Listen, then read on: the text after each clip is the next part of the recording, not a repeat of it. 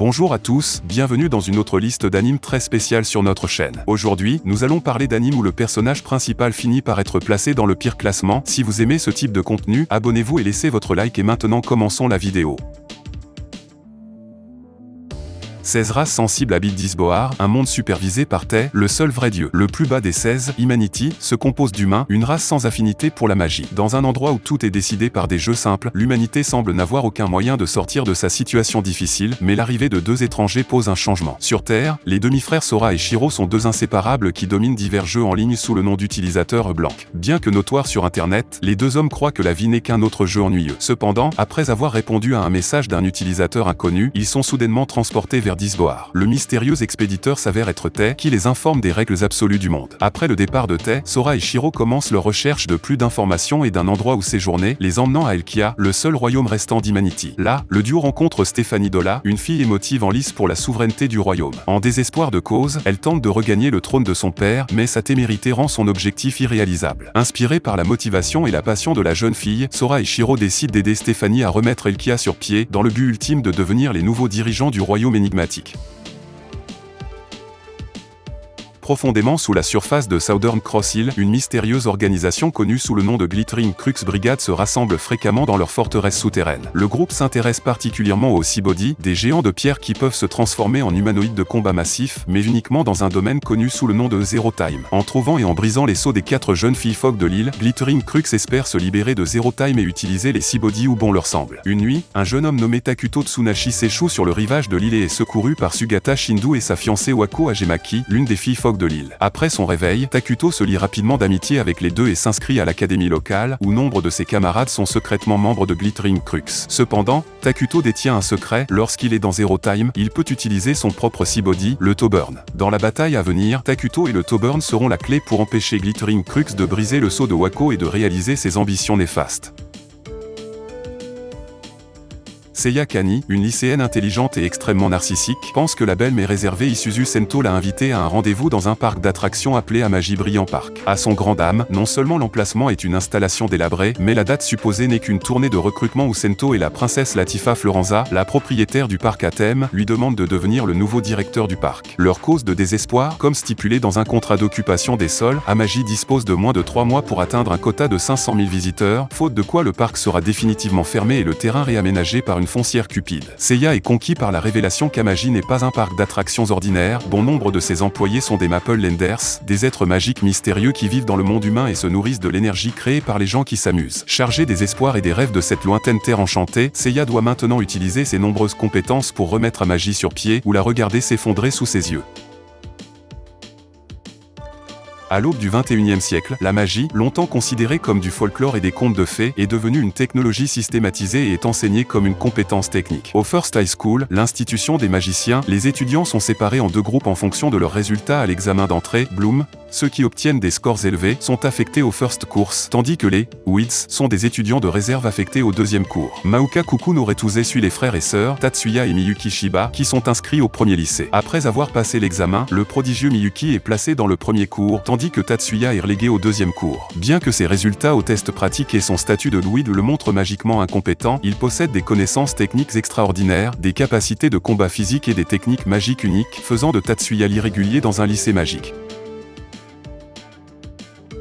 Dans la colonie martienne Fort Tokyo se trouve une salle de classe des esprits les plus brillants de Kirishina Corporation, fer de lance du développement aérospatial, ATEC, dirigé par l'ingénieur de génie Keto Sora, anticipant avec impatience l'arrivée de leurs nouveaux membres. Cependant, il devient vite clair que l'étudiant transféré n'est pas ordinaire. Nagisa Kiryu, nouvellement nommé chef d'ATEC et frère cadet du PDG de la société, est envoyé pour fermer le programme. Pour garder la classe en vie, Keto et ses élèves travaillent désespérément pour développer un successeur à leur fusée la plus puissante, la X2. Pendant ce temps, Nagisa gravit les échelons de l'entreprise dans la poursuite de sa propre mission. Malgré cela, leur bataille séparée révèle bientôt qu'il se passe bien plus à Kirishina Corporation qu'il n'y paraît. Classroom Crisis suit Keto et Nagisa, ainsi que la sœur cadette de Keto, Mizuki, et la pilote d'essai d'ATEC, Iris Shirazaki, dans une histoire d'intrigue, de guerre politique et, contre toute attente, de romance. Alors que Nagisa et ATEC sont de plus en plus entraînés dans les conspirations de Kirishina Corporation, des amitiés se développent et des passés sont dévoilés alors qu'ils se battent pour éviter la crise de leur classe. Dans un monde en proie à des dangers et des menaces magiques, il existe des guerriers spéciaux, connus sous le nom d'inquisiteurs, qui sont chargés de prévenir de manière non violente ces menaces et actions néfastes. L'Académie anti-magie est une école spécialisée construite pour éduquer et former ces inquisiteurs, qui divisent ses étudiants en petites escouades afin de les former à travailler ensemble. Parmi ces escouades talentueuses se trouve le 35e peloton d'essai, également connu sous le nom de petit peloton de frites en raison de son faible classement et de ses membres incompétents. Cependant, tout change quand Tuka Otori, une ancienne inquisitrice puissante mais rebelle, est forcée de rejoindre en raison de sa tendance à enfreindre les règles et à commettre une grave violation, le meurtre d'une sorcière. Les esprits s'emballent à son arrivée, alors qu'elle se heurte à leur capitaine maladroit Takeru Kusanagi et se dispute avec le reste de l'équipe sur son point de vue sur les sorcières. Ce groupe éclectique a un long chemin à parcourir s'il souhaite réussir et gravir les échelons à l'Anti-Magic Academy. Il doit d'abord mettre de côté ses différences et venir travailler en équipe. L'Académie Fumizuki n'est pas un lycée japonais typique. Cette institution unique a mis en place un système nouveau et innovant pour trier ses étudiants. À la fin de leur première année, les étudiants passent un test qui divise le corps étudiant. Les meilleurs scores sont placés dans la classe A jusqu'à la classe F pour le plus bas des plus bas. Malheureusement pour Aki Izayoshi, son soi-disant grand intellect n'était pas tout à fait suffisant pour un tel test et il est maintenant coincé au bas de la classe F. Naturellement, la classe F a les pires installations, non seulement des tatamis pourris et des tables cassées, mais aussi des équipements obsolètes et des meubles usés. Du bon côté, son ami Yuji Sakamoto est dans la même classe, et à la surprise générale, la fille de génie Mizuki Himeji s'est également retrouvée dans la même classe en raison d'une fièvre imprévue le jour de l'épreuve. Insatisfait de leurs avantages, la classe F se rallie derrière Yuji, déterminée à affronter les classes de niveau supérieur afin de saisir leurs avantages en utilisant le système examination Summon Battle de l'école. Les participants peuvent invoquer des personnages fantastiques, dont les niveaux de puissance sont égaux aux résultats des tests de leurs élèves, dans une bataille totale. La classe F pourra-t-elle se hisser au sommet ou sera-t-elle à la hauteur des attentes de chacun et échouera-t-elle ? Dans le cadre d'un mystérieux contrat conclu par une déesse et ses parents il y a des années, Makoto Mizumi se retrouve envoyé dans un autre monde pour rencontrer la déesse et devenir le héros. Cependant, la divinité considère que Makoto est hideux, refusant même de poser les yeux sur lui et révoque son titre héroïque. En lui donnant dédaigneusement la capacité de comprendre toutes les langues sauf la langue humaine en compensation, la déesse chasse Makoto aux confins du désert, loin de la civilisation humaine. En raison de la disparité entre la Terre et ce nouveau monde, les capacités physiques et magiques inhérentes de Makoto s'éveillent, le rendant extrêmement puissant. Il rencontre divers demi-humains et êtres mythiques qui finissent tous par être captivés par ses caractéristiques et rejoignent Makoto pour construire une nouvelle communauté où tous peuvent coexister pacifiquement. Néanmoins, malgré ce succès, Makoto aspire toujours à rencontrer d'autres humains. Dans un monde où la déesse elle-même lui a interdit d'interagir avec les siens, c'est à Makoto et à ses compagnons de réaliser son désir et peut-être de réformer la société en cours de route. Dans un passé lointain, une guerre entre humains et démons a provoqué un chaos généralisé et des effusions de sang. Pour mettre fin à ce conflit apparemment sans fin, le roi démon Anno Voldigod a volontairement sacrifié sa vie, espérant renaître dans un avenir pacifique. En préparation du retour de leur roi, la race démoniaque a créé la Demon King Academy, une institution d'élite chargée de déterminer l'identité d'Anno lorsqu'il se réveillera. Il se réincarne 2 millénaires plus tard, mais à sa grande surprise, il apprend bientôt que le niveau de magie dans le monde a considérablement diminué pendant son absence. De plus, lorsqu'il s'inscrit à l'académie pour récupérer son titre légitime, il découvre que l'espèce démoniaque se souvient de lui différemment. Sa personnalité, ses actes et même son héritage sont tous falsifiés, masqués sous le nom d'un imposteur. Ce manque de connaissances communes fait de lui l'aberrant de l'académie, un inadapté jamais vu auparavant dans l'histoire. Malgré ses inconvénients, Anno reste imperturbable. Alors qu'il entreprend de découvrir ceux qui modifient son passé glorieux, il prend sur lui de faire reconnaître à ses descendants que leur souverain est enfin revenu.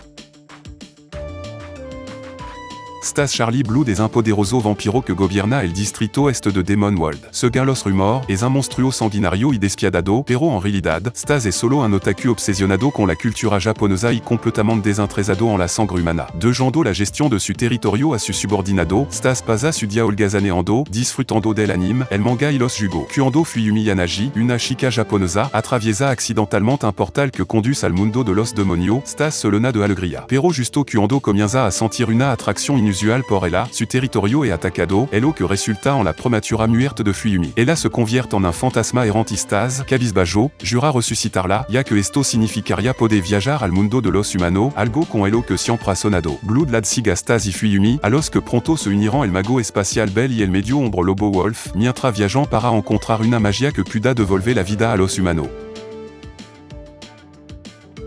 Et c'était notre liste d'animes pour aujourd'hui. Si vous avez aimé la vidéo, n'oubliez pas de laisser votre like et également de vous abonner à notre chaîne pour toujours recevoir le meilleur contenu de vos animes préférés. Pour aujourd'hui on va rester ici, jusqu'à la prochaine vidéo qui sortira très bientôt.